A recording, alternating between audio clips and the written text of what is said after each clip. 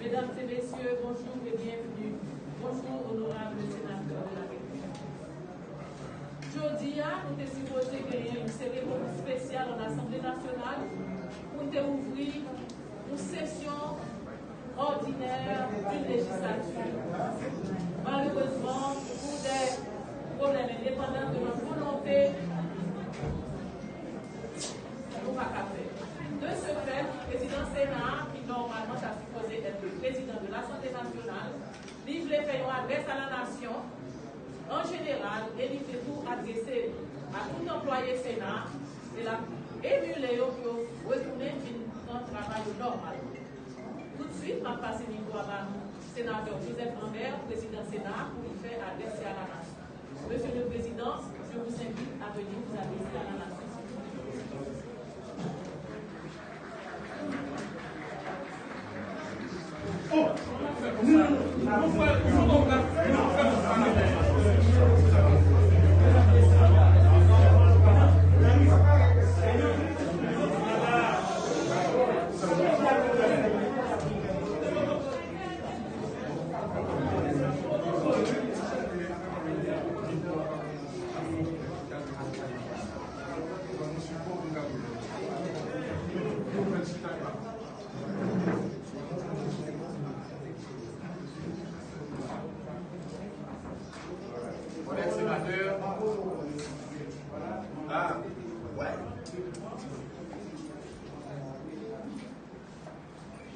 Madame la secrétaire générale du Sénat de la République,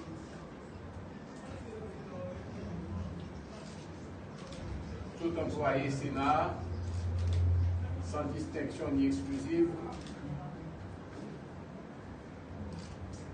amis, presse parlée, écrit, télévisé et en ligne.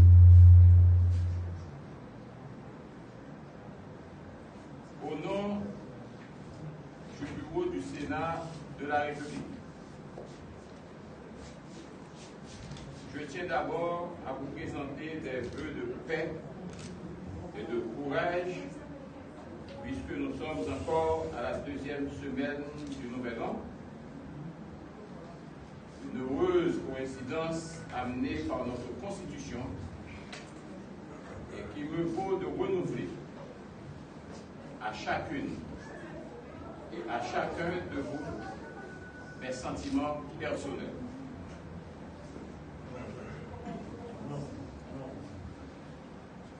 Depuis que le peuple haïtien proclamé Constitution 87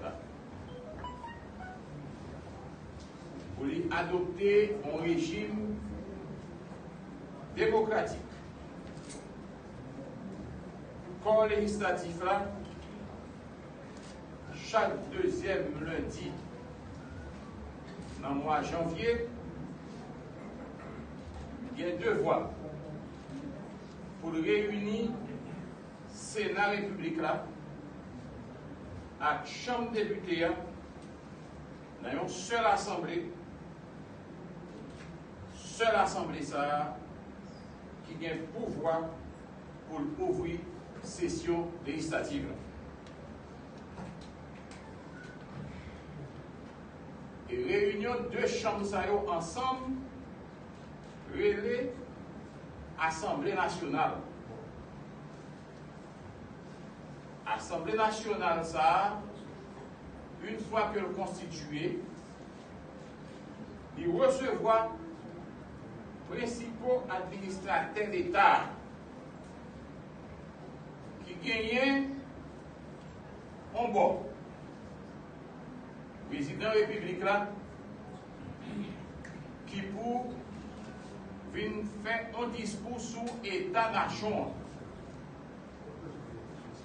il y a un premier ministre qui a lui-même pour venir bilan activité qu'il a réalisé pendant la dernière année qui sont passées. Il y a bien sûr le président Sénat qui vient faire office président Assemblée nationale, qui vient tout pour parler avec le peuple, avec Mantanouyo, avec les collègues sénateurs, pour connaître qui ça que vous avez dans le Djakoucho pour l'année qui venir.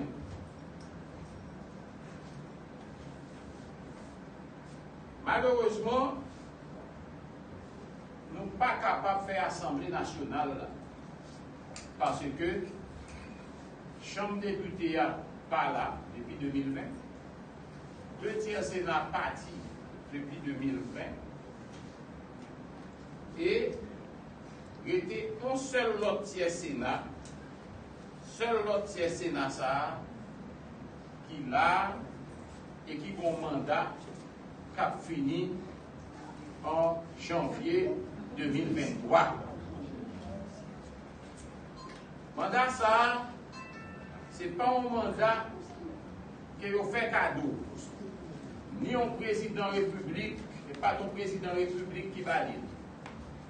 Ce n'est pas un premier ministre qui cabalile ou qui te balile. C'est le peuple haïtien, avec bulletin vote qui n'emmène, qui souverainement aller remplir de devoirs citoyens pour choisir les gens qui ont pipito dans chaque département et qui baillent les gens droit pour venir siéger en dans Sénat République là comme sénateur République qui gagne pour faire loi, qui pour veiller sur l'exécutif là et qui pour de temps en temps venir à Caillou pour venir dire qui ça a réglé en dans le pays. Il y a l'autre attribution tout. Je vous dis, c'est la République là affirmé et par voie président à haute et intelligible voix que sénateur qui l'aille, c'est 10 sénateurs qui pas des sénateurs Bakoulou. C'est pas des sénateurs qui entrent ici à la contrebande. C'est sénateurs à part entière qui entrent le 2e lundi janvier 2017 après que l'autre sénateur qui était là déjà. Notre pays est en train de se défaire. Il faut bien le dire, notre pays, c'est la mauvaise gouvernance, c'est la pauvreté et la misère, c'est l'opulence et la corruption aussi, c'est l'impunité, certainement. Ce sont tous ces mots trop connus que nous sommes obligés de rappeler d'une année à l'autre et de déplorer. Nous avons donc le devoir impérieux d'agir maintenant, ensemble, vite et bien.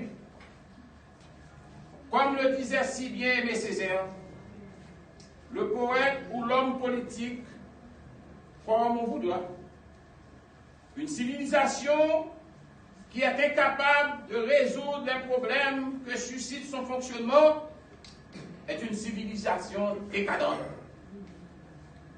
Je suggère humblement, mais fermement, que l'année 2022 soit décrétée année du grand dialogue haïtien.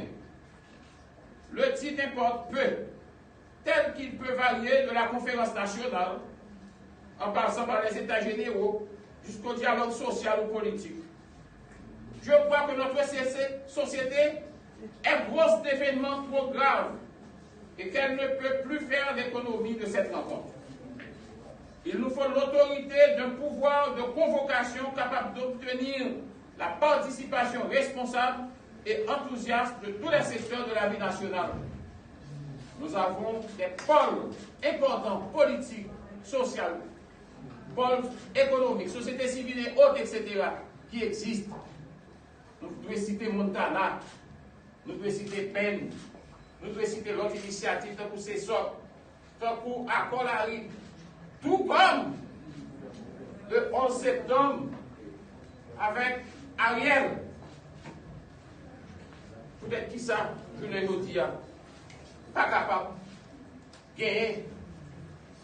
On formule consensuelle, largement large, qui vous permettre que je ne le dis n'a parlé de fait mandat sénateur dans la rue, c'est comme quoi on radio ouvert ligne et puis le peuple a dit qui le mandat fini, qui le mandat pas fini.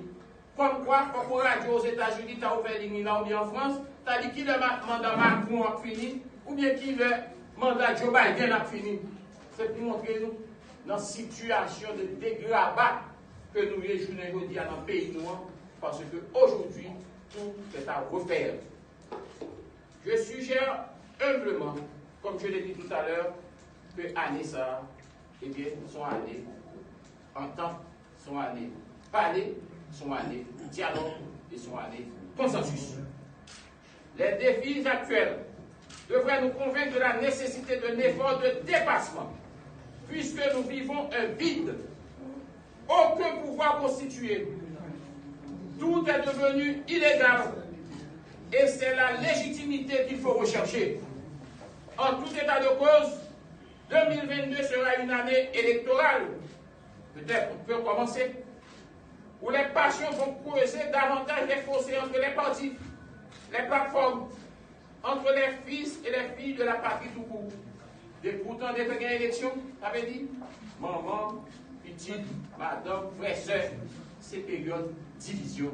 Je ne vous dis nous avons un pays qui est divisé et élection va diviser. D'où nous devons entrer dans le pays, dans l'année ça, et dans l'année Capinio, bras dessus, bras ça, dans l'unité et parfaite et dans cohésion la plus totale. En principe, 2/3 du Sénat, la Chambre des députés, les collectivités et les municipalités vont être renouvelées. Déjà, des questions se posent sur la formation et les provisions légales du Conseil électoral, sans oublier les préoccupations qui se rapportent à la durée et au terme du mandat des élus. Il n'y a aucune certitude quant à la capacité de l'ONU à délivrer des cartes renouvelées, ni de nouvelles cartes à ceux qui viennent d'accéder à la majorité civile et politique. Leur validité aussi mérite une mise au point. La police nationale sera rudement éprouvée, puisque depuis 18 ans, c'est la première fois qu'elle va être seule, sans la MINUSTAH, pour couvrir tout le territoire, avec les dizaines de milliers de centres et de bureaux de vote disséminés jusqu'aux confins des sections communales. Il est utile de voir les groupes organisés du secteur démocratique tenir des réflexions sur ces questions, car les conséquences de cette dérive conserveraient une chambre basse non renouvelée, un Sénat finalement annulé au deuxième lundi 2 janvier 2023, des collectivités illégitimes, bref, la déroute de la République démocratique. Mes chers collègues sénateurs, le tiers du Sénat doit mettre ensemble sa responsabilité et ses prérogatives pour épargner la République de cette catastrophe. Nous devons monter la garde. Il a le devoir d'accorder l'urgence et le sérieux pour mettre le Premier ministre de facto en demeure de ne pas faire obstacle au large consensus qui doit sortir enfin le pays de cette trop longue crise. Alors, le consensus, il faut le trouver. Et le consensus, il faut l'avoir. C'est le consensus pour la déroute totale. Cette crise, ou cette démarche, est d'une extrême sensibilité. Et elle mérite toute la finesse requise afin de mériter l'assentiment populaire dont nous sommes les porteurs immédiats et authentiques. Le Sénat, quoique réduit au tiers, a donc du pain sur la planche. C'est le moment de se serrer les coudes pour travailler ensemble et offrir une meilleure image de notre corps qui a encaissé bien des attaques. Je conseille que les sénateurs soient solidaires du bureau qu'ils auront élu ou à élire, car au bout du compte, le bilan sera celui de l'équipe. Je dis de la sorte parce que, personnellement, j'ai trop souffert de l'absence de mes collègues, parce que je suis convaincu que le bureau aurait pu faire mieux si les collègues avaient su davantage payer de leur présence. Pour ma part, sénateur ou président, comme bien d'autres collègues sénateurs ici dans la salle, eh bien, nous reconnaissons notre devoir. Mais nous ne saurions accepter que des démocrates qui se disent convaincus et conséquents mettent en question l'existence même du Sénat au sein d'un système de démocratie représentative et républicaine. Et ça, je le dis haut et fort. J'ai pris plaisir à travailler avec vous durant une année à la présidence du bureau. Je suis bien loin des objectifs que je m'étais fixés quand les trop nombreux faits de conjoncture m'ont absorbé. Il y avait tant à faire et je me suis souvent trouvé dans l'obligation de défendre les institutions qui fondent la République. Je reconnais avoir raté la quantité, mais je me console à la qualité qui a donné des résultats quant à l'intérêt national. Je m'en voudrais de ne pas exprimer mes remerciements à mes chers collègues sénateurs, au personnel du Sénat, qui ont souhaité que je garde cette année encore le fauteuil de la présidence. Je suis sensible à cette marque de confiance. Honneur à la sagesse. Je souscris à l'alternance, comme le veut la tradition au Sénat de la République, en restant disponible pour le nouveau bureau chaque fois qu'il aura été nécessaire. C'est sur ces mots que je termine, en demandant à notre Créateur de nous donner à nous tous les flux nécessaires pour l'accomplissement de notre mission. Puissons-nous agir pour rendre possible un dialogue national dans la perspective de nous installer solidairement dans la consolidation de la paix, de la stabilité et de la sécurité de notre pays pour un développement concerté et durable.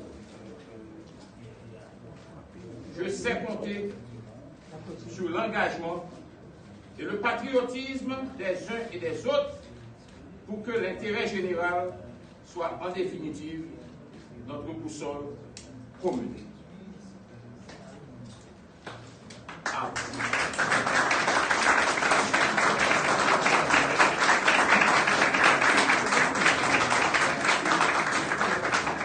Bonne et fructueuse année à vous tous. Que Dieu veille sur Haïti.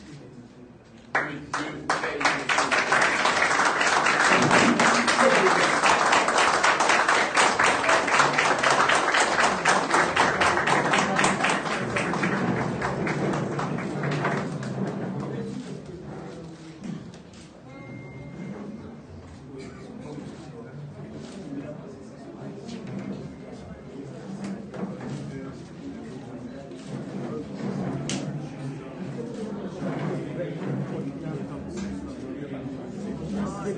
merci beaucoup.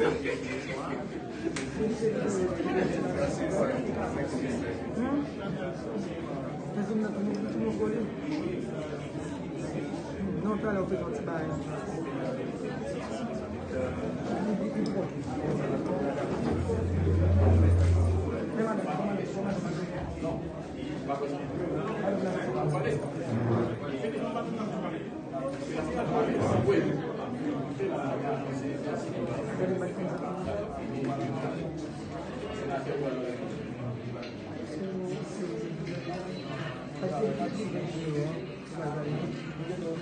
À toutes et à tous, le Sénat de la République vous remercie d'avoir fait le déplacement pour nous accompagner. Les sénateurs vont entrer en réunion et on vous dit à la prochaine. Merci.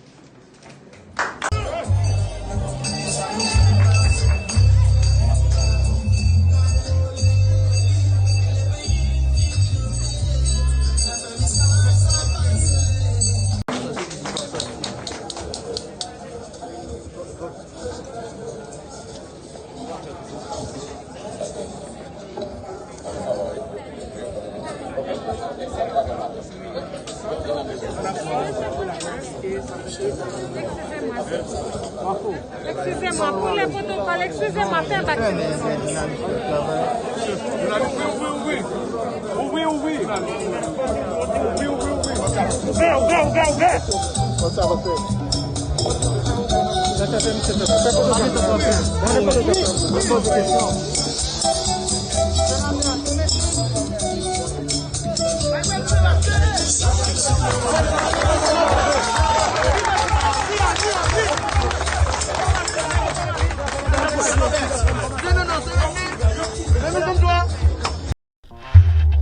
L'âge n'est que chiffre.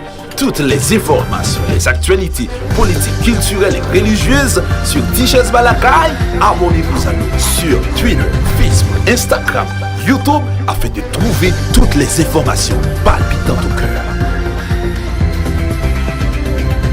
Tichès Balakaï.